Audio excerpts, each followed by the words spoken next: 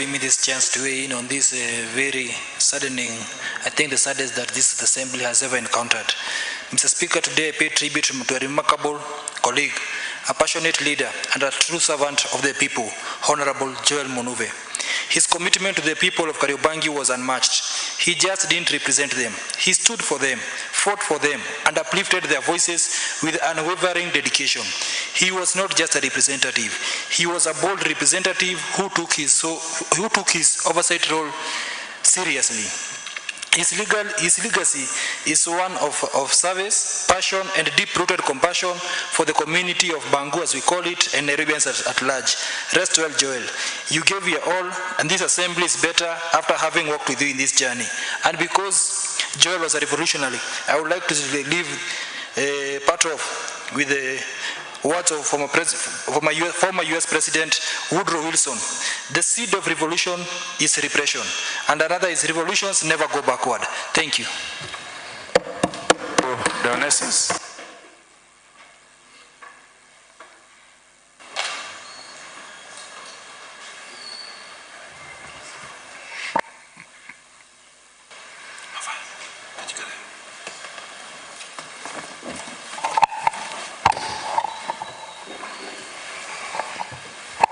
Thank you, Honorable Speaker, for the opportunity. Allow me to extend my deepest heartfelt condolences to the family of Honorable Munuve, because, Mr. Speaker, as much as we as the colleagues, we are touched and disturbed by the sudden death of Honorable Munuve, I believe the family members and relatives are touched and disturbed more. Honorable Speaker, I just want to pledge to this House. Mr. Speaker, to confirm an action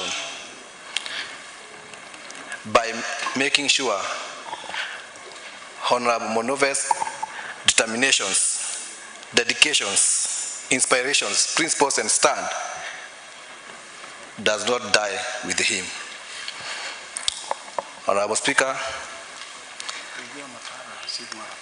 I know as much as there will be representatives from maybe the three staffs to represent Kariobangi North electorate, I also believe there will be representatives from this side of assembly, Honorable Speaker, that will be making sure that Kariobangi North residents are benefiting with the services they are entitled from the executive side.